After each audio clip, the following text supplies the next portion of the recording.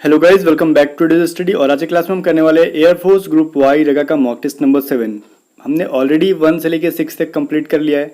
अगर आपने नहीं देखा तो जाओ, लिंक डिस्क्रिप्शन में है। 6 के 6 रगा का मॉक टेस्ट का, वो सारे जितने भी आपको अच्छे लगते हैं और अच्छे तो लगेंगे ही, मॉक टेस्ट को लगाओ और जितने मार्क्स आते हैं ना वो कमेंट करके बताना। नाम इसके लिए भी बता रहा हूँ मैं, इस मॉक टेस्ट के लिए भी। इसमें आपके जितने मार्क्स आते हैं और पहले वाले में जितने मार्क्स आते हैं, हर एक मॉक टेस्ट के कमेंट बॉक्स में जरूर कमेंट किया करो अपना नाम, किस स्टेट से हो, कितने मार्क्स आए हैं।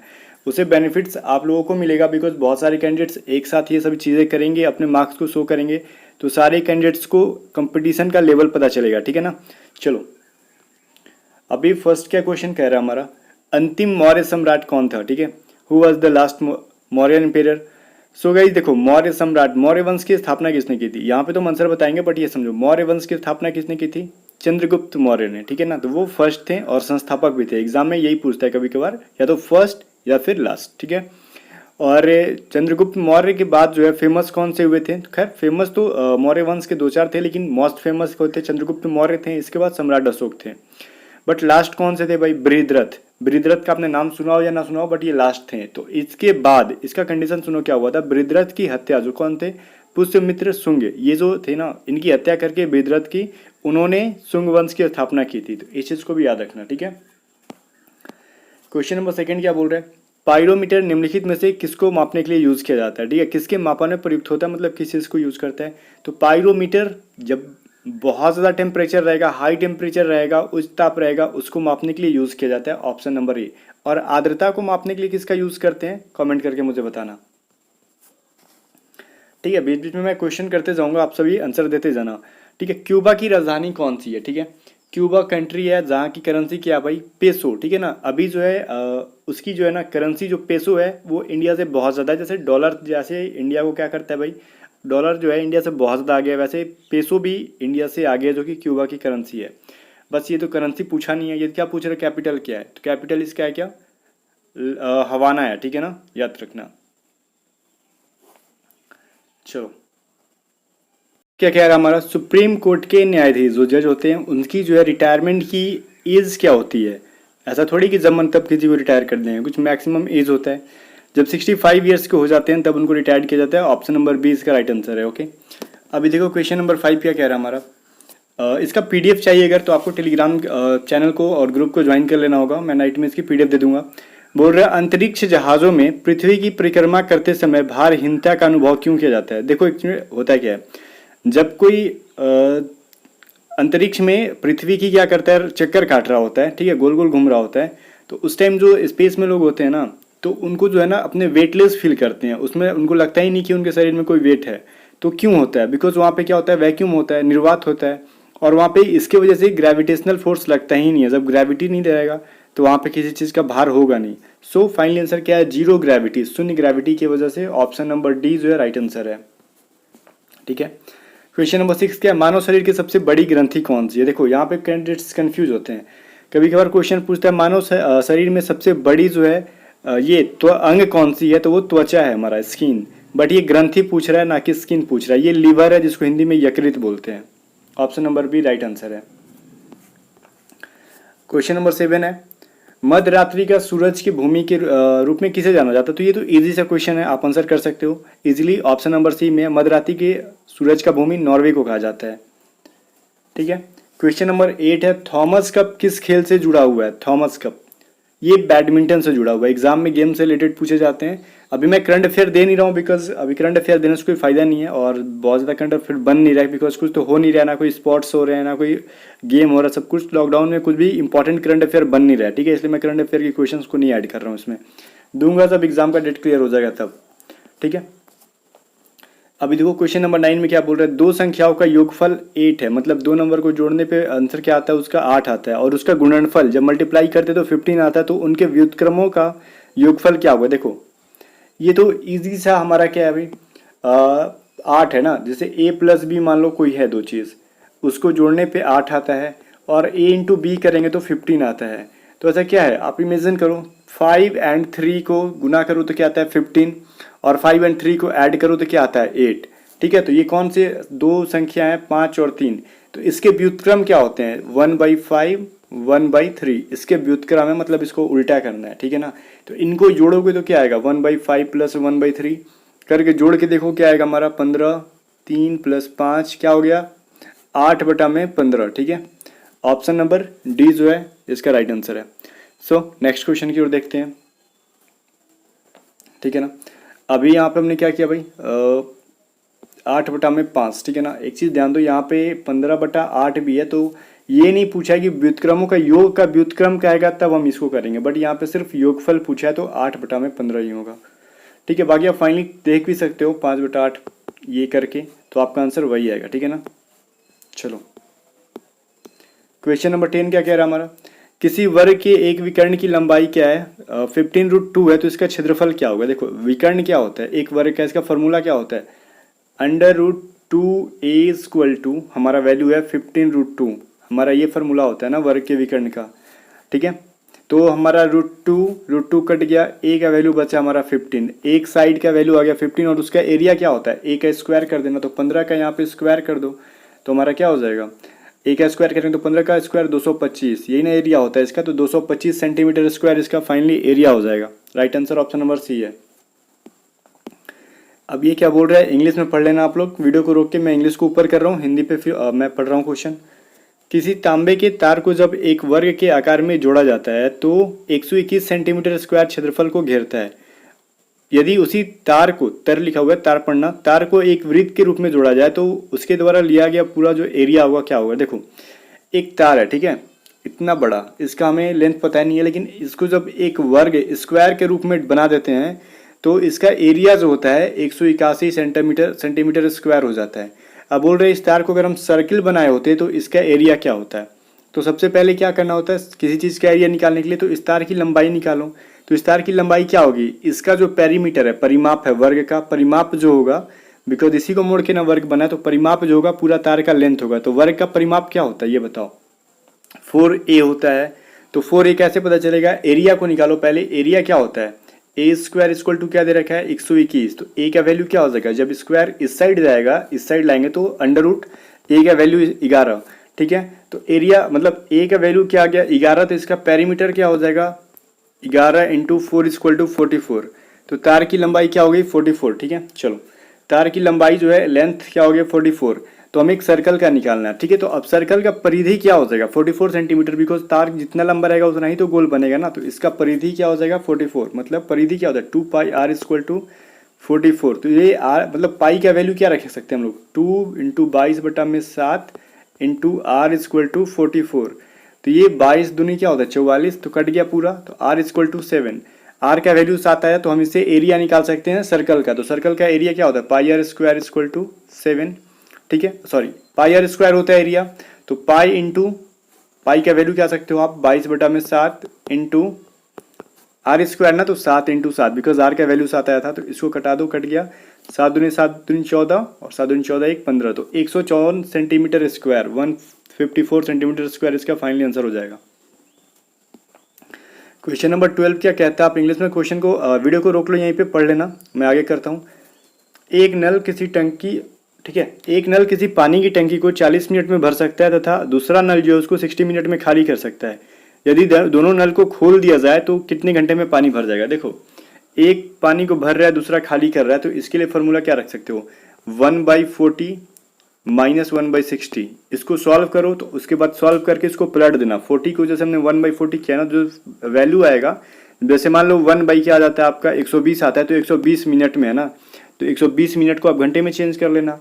लेकिन हम इसको और भी शॉर्टकट से बना सकते हैं, a × b बटा में a - b, हमने a × b बटा में a + b से बनाते थे कब, टाइम एंड वर्क का क्वेश्चन जब दो लोग मिलके काम कर रहे थे, लेकिन ये दो लोग मिलके नहीं, एक एंटी काम कर रहा है, एक उसका विरोध कर रहा है, तो माइनस करेंगे 40 × 60 और 60 - 40 करो तो क्या बचेगा 20, तो ये कटा दो, 20 दूनी 40, तो 60 × 2 = 120 और 120, एक घंटे में 60 मिनट, तो 2 घंटे में 120 मिनट, तो 2 घंटा आपको टाइम लगा नल को पूरा भरने में, तो ऑप्शन नंबर सी जो है राइट आंसर है।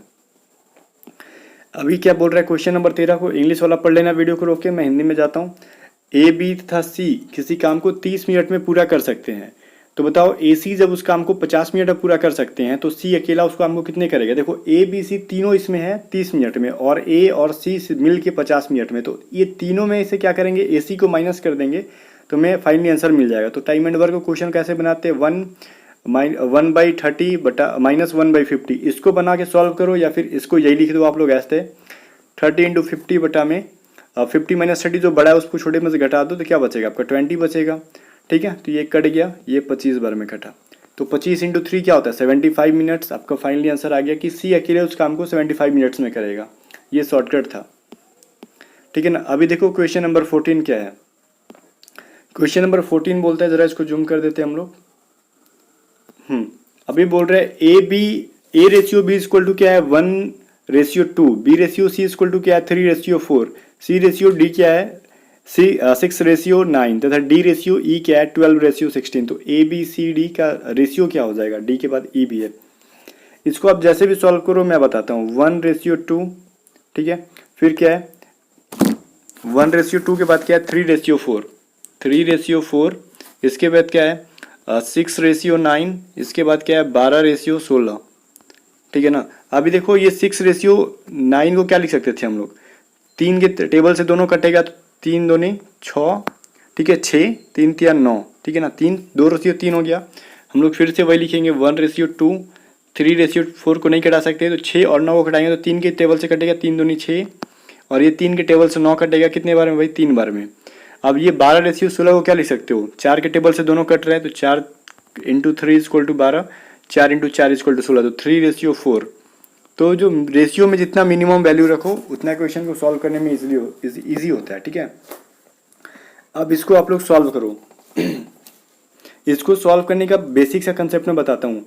देखो टोटल कितने हैं यहाँ पे ए बी सी डी ई मिला के 5, तो यहाँ पे टोटल रेशियो 5 आने चाहिए। तो सबसे फर्स्ट स्टेप में क्या करेंगे 1 से लेके 3 तक को मल्टीप्लाई करो। ठीक है, तो मल्टीप्लाई करोगे तो क्या मिलेगा आपको, ये 3 दूनी 6, ठीक है, ये पूरा ऊपर से नीचे तक का मल्टीप्लाई करो, 3 दूनी 6, 6 × 3 = 18, 18 = 1 = 18, 18 मिला मैं सबसे फर्स्ट में। अब इस एक को भूल जाओ, अब यहाँ से 2 से ये तीनों को मल्टीप्लाई करो और साथ में इधर वाला को 1 खोलो, तो आपके पास क्या बचेगा, ये देखो 3 × 2 = क्या हो जाएगा आपका 6, 6 × 3 = 18, ठीक है, 18 दूनी 36, ठीक है।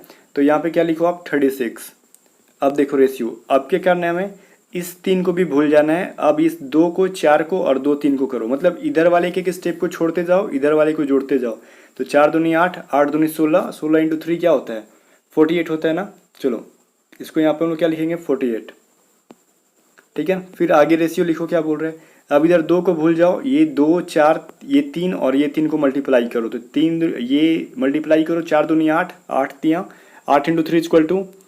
= 24, 24 × 3 = क्या हो जाएगा भाई, मल्टीप्लाई करो तो आपका 72 हो जाएगा। ठीक है, तो हम यहाँ पे क्या लिखेंगे 72 नेक्स्ट वाले रेशियो में। ठीक है, अब एक रेशियो और रह गया, उसको हम नीचे लिखेंगे। तो हम क्या रह गया, आप इस बार क्या करेंगे, ये 3 भी कट गया पूरा, तो ऊपर से नीचे तक का कंप्लीट क्या करेंगे मल्टीप्लाई करेंगे। तो 2 × 4 × 3 × 4 क्या हो जाएगा 16, 48, 48 × 2 = 96। ठीक है, वो करते जाओ आप लोग। अब बचा क्या, इसको कॉपी पे लिखो 18, 36, 48, 72, 96। ठीक है, क्या था हमारा 18, 36, ठीक है, इसके बाद क्या था 48, 72, 1 मिनट, 48, 72 और था 96। ठीक है ना। इसको ये सारे के सारे अभी इसको कटाओ, जितने मिनिमम वैल्यू मिले हमें, तो 6 से सारे के सारे कटेंगे। तो 6 के टेबल से 3 बार में कटेगा, ये 6 बार में कटेगा, ये कितने बार में कटेगा आपका 8 बार में कटेगा। ठीक है, 72 कितने बार में कटेगा 12 × 6 होता है ना 72, और 96 16 × 6 = 96। तो मिनिमम वैल्यू क्या मिला, ऑप्शन नंबर ए। ठीक है ना। वो मल्टीप्लाई करने का तरीका आपको बेस्ट लगा होगा, 1 2 समझ जाओ पहले, 3 4 यहाँ पे समझ लेना एक बार फिर से इसको। ठीक है, 9 6 करो या फिर इसको कटा के छोटा वैल्यू भी कर सकते हो। 6 9 को, 6 9 का छोटा वैल्यू क्या आएगा 3 दूनी 6, 3 3 9, ये 4 × 1 मिनट, 3 रेशियो क्या हो जाएगा 4 हो जाएगा। इसको मल्टीप्लाई करने का तरीका क्या है, सबसे पहले इन सभी को मल्टीप्लाई कर दो फर्स्ट वाले स्टेप में। सेकंड वाले में इधर एक छोड़ो तो इस वाले को लेके इन चारों को मल्टीप्लाई करो। फिर अगले वाले स्टेप में इसको भूल के इस इधर से 2 और इधर से 2। ठीक है, नेक्स्ट वाले में इसको फिर भूल जाओ तो इधर से 3 और इधर से 1। नेक्स्ट वाले में क्या करना है, इसको भी भूल के इन सभी को मल्टीप्लाई कर देना है, तो हमें फाइनली वैल्यू मिल जाएगा। ठीक है, अभी आगे देखो क्या बोल रहे हैं क्वेश्चन नंबर 15 में। ये बोल रहा है ना, ये जो एक वैल्यू दिया हुआ है, ये इतना बड़ा सा 57 का जो है पावर है 25 माइनस 1 जो है हमारा टोटल, पहले 57 का जो है मल्टीप्लाई करो 25 बार, उसमें से एक घटाओ, और जो हमारा घटाने के बाद जो वैल्यू आएगा, मान लो एक्स वाई जेड जो वैल्यू आ रहा है, जो इकाई स्थान पे जो वैल्यू होगा, ठीक है ना, वो क्या होगा ये पूछ रहा है। तो ऐसे क्वेश्चन को सॉल्व करने का सबसे शॉर्टकट मेथड है, जो पावर है उसको 4 से डिवाइड दे दो हमेशा हमेशा, ठीक है, और जो रिमाइंडर बचेगा, जो शेष बचेगा ना, वो इसके पहले अंक में उसका पावर रख दो। तो 4 को 25 से क्या करोगे, डिवाइड दोगे तो क्या बचेगा 24, क्या बचा शेष हमारा, एक बचा। तो एक क्या करो, अब इसका जो इकाई स्थान है 57 का इकाई स्थान क्या है 7, हमारा शेष क्या बचा था 1, तो इसका पावर 1 माइनस 1, ये वैल्यू करो तो 7 का पावर 1 इक्वल टू क्या होगा 7 ही होगा, 7 माइनस 1 इक्वल टू 6। तो वैल्यू फाइनली हमारा ऑप्शन नंबर ए आ गया। क्वेश्चन नंबर 16 क्या कह रहा है हमारा, आई जे है, पी आर है, फिर प्रोपोर्शनल का साइन है वाट, तो यहाँ पे वाट की जगह पे क्या होगा, ये जिस मेथड पे काम कर रहा है वही जो मेथड पे, एक मिनट, ये जो मेथड पे काम कर रहा है वही मेथड पे ये वाला भी काम करना चाहिए। तो आई जे क्या है हमारा, आई 9 नंबर पे आता है, एक 9 नंबर पे आता है, जे हमारा 10 नंबर पे आता है, तो 9 इंटू 2 क्या होता है 18, 18 में से 2 जाएगा माइनस करो तो 16, जितना हमने मल्टीप्लाई किया, ठीक है, उसमें से 2 घटाया था तो हमारा 16 नंबर पे पी आ गया, ठीक है। और 10 इंटू 2 क्या होता है 20, 20 में से 2 गया हमारा क्या आया 18, तो 18 नंबर पे क्या होता है आपका आर होता है, तो आर इसका वैल्यू आ गया, ठीक है। वैसे ही कौन सा ऑप्शन इस वाले रूल को फॉलो करता है, भले माइनस कुछ भी करे बट रूल को फॉलो कर रहा है। तो एल और एम जो है, देखो एल कितने नंबर पे होता है 12, तो 12 इंटू 2 क्या होता है 24, 24 में से 1 माइनस किया तो 23, 23 नंबर पे क्या आता है डब्लू, ठीक है। वैसे ही एम कितने नंबर पे आता है 13, 13 इंटू 2 क्या होता है 26, 26 में से 1 माइनस करोगे तो क्या आएगा 25, 25 नंबर पे क्या आता है वाई। ऑप्शन नंबर ये एल और एम जो है फॉलो करता है इसको, ठीक है। अभी देखो यही एक रूल था उसका, अभी वही क्वेश्चन हमारा 17 का भी, लेकिन थोड़ा सा डिफरेंट है, ठीक है, इसमें कुछ रूल नहीं है, थोड़ा सा लॉजिक लगाओ क्वेश्चन बन जाएगा। 17 नंबर क्वेश्चन में आई जे है, पी आर है, वाट है, एस यू है। देखो आई के बाद और जे के बाद, ठीक है, कंटिन्यू है, कुछ भी बीच में गैप नहीं है, लेकिन पी और आर के बीच में क्यू एक गायब है, ठीक है। वैसे ही देखो एस के बाद क्या यू है, बट बीच में टी हमारा गायब है, ठीक है। तो इसके पहले क्या होना चाहिए, जो कंटिन्यू आया है वो, तो कंटिन्यू कौन सा आया एल और एम, ठीक है, ये कंटिन्यू आता है, बाकी कुछ भी नहीं है जो कंटिन्यू है सी को छोड़कर। ऑप्शन नंबर सी इसको फॉलो करता है। क्वेश्चन नंबर 18 क्या है 12 72 14, ठीक है। तो नेक्स्ट वाले में क्या होना चाहिए, तो क्वेश्चन नंबर 18 में आप लोग इजीली इसको सॉल्व कर सकते हो। देखो 12 क्या है 72 जो है मल्टीप्लाई किया 12 में 6 से, क्या होता है 72, तो 6 से ही मल्टीप्लाई क्यों किया, बिकॉज 12 का आधा करो क्या होगा, 12 को 2 से डिवाइड दो तो 6 आया, मतलब अपने आधा से मल्टीप्लाई करो, मतलब 12 का आधा 6 होता है तो 6 से मल्टीप्लाई करो। वैसे इसमें 14 का आधा क्या होता है 7, तो 14 इंटू 7 इक्वल टू ये क्या होगा 7 8 9 98, तो option number D right answer इसका है। क्वेश्चन नंबर 19 क्या कह रहा है हमारा, देखो निम्नलिखित में से ऑड चुनना है आपको, ठीक है। तो इसमें से आपको ऑड क्या है, देखो एस और वाई के बीच में क्या क्या आता है T U B W X, ठीक है, यहाँ पे 5 चीज़ें आते हैं एस और वाई के बीच में। वैसे ही एच और एन के बीच में भी 5 चीज़ें आएंगी आई जे के एल एम, ठीक है। बी और एच के बीच में भी देखो C D E F G, but 5 चीज़ें आ रही हैं, लेकिन बी और जी के बीच में देखो सी डी ई एफ 4 ही चीज़ें आ रही हैं, ठीक है। तो ये हमारा क्या है यहाँ पे डिफरेंट है, बाकी सब में क्या है 5 बीच में गैप है, बट इसमें 4 ही का गैप है। नेक्स्ट देखो क्या हमारा 20 नंबर क्वेश्चन में क्या कह रहा है 4 2 1 6 4 3 1 2 ऐसे करके कुछ सीरीज है, बोल रहा है इसमें से ऑड चुनो।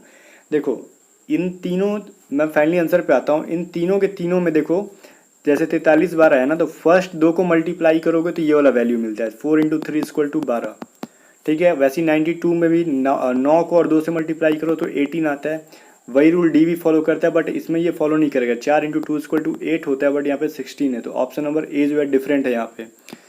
अब यहाँ पे क्वेश्चन नंबर 21 देखो 21 में क्या बोल रहे हैं Beijing Olympics, London Olympics, Rio Olympics.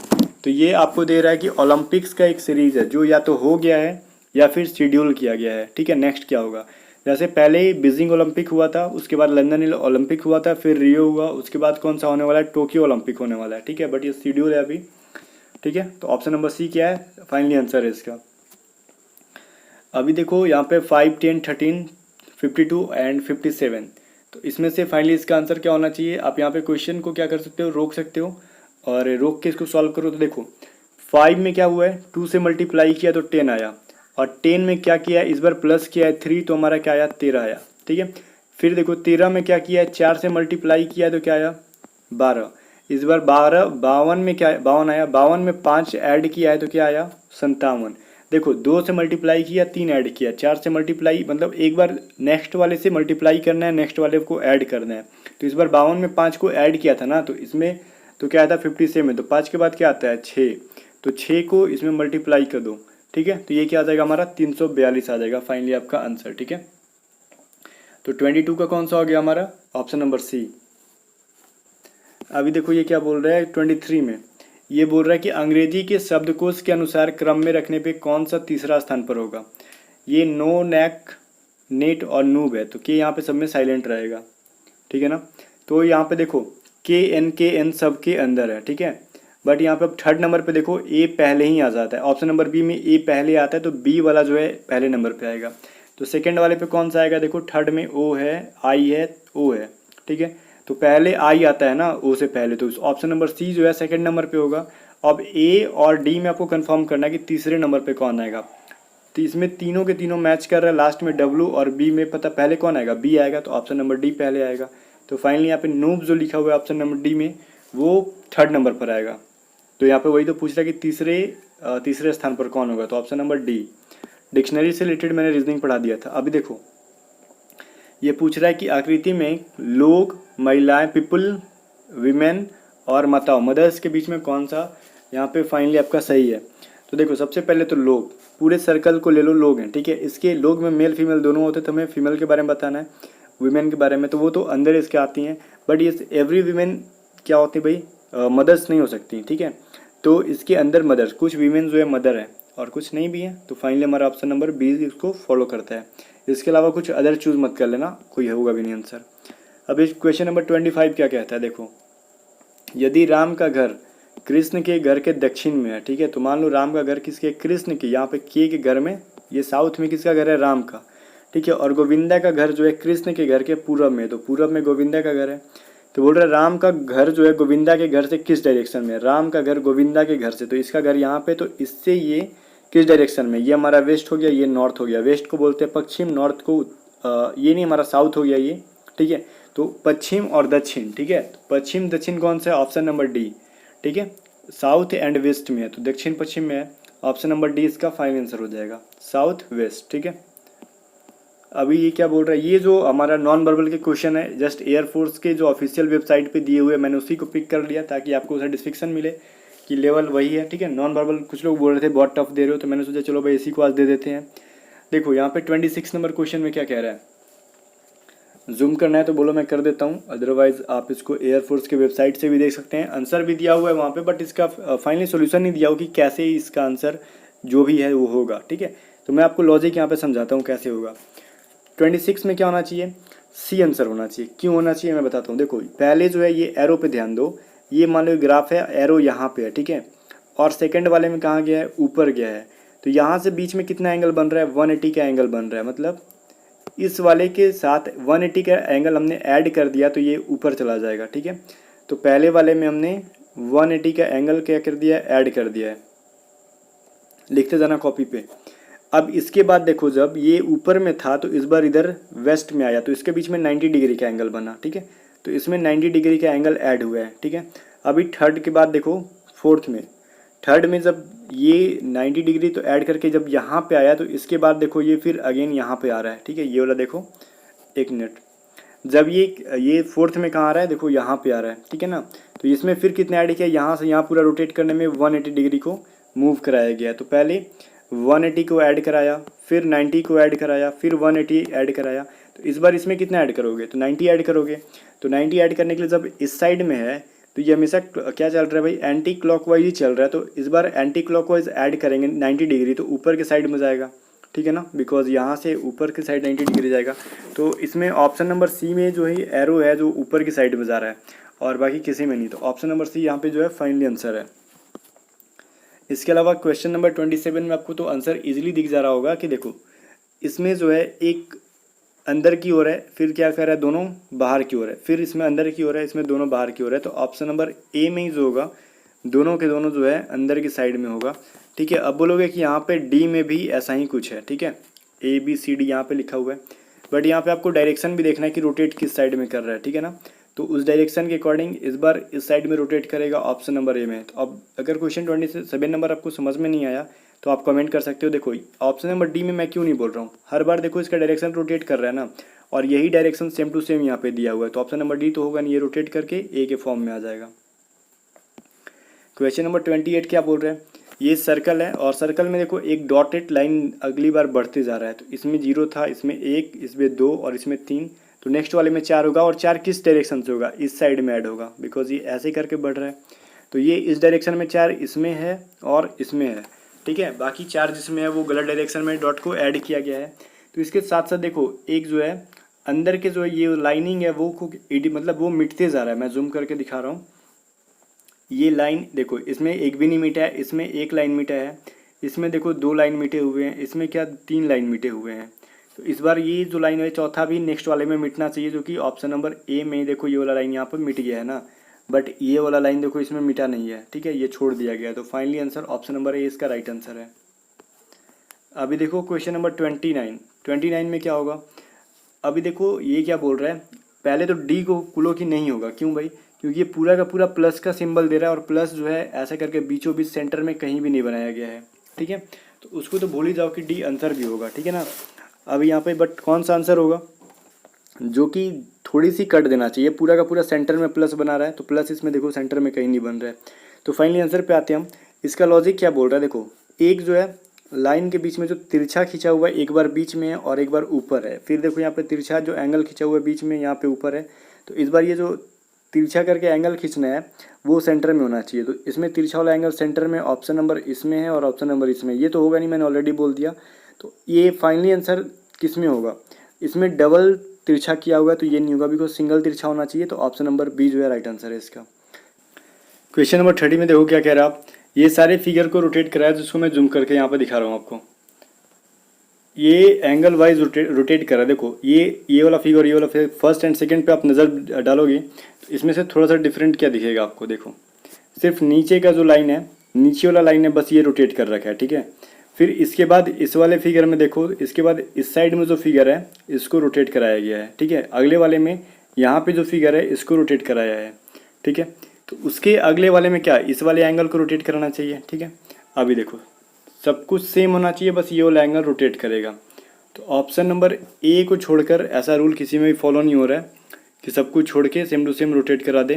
तो ये देखो इसको छोड़कर सिर्फ किसी में ऐसा कुछ नहीं हुआ। देखो ये तीनों के तीनों फिगर सेम है।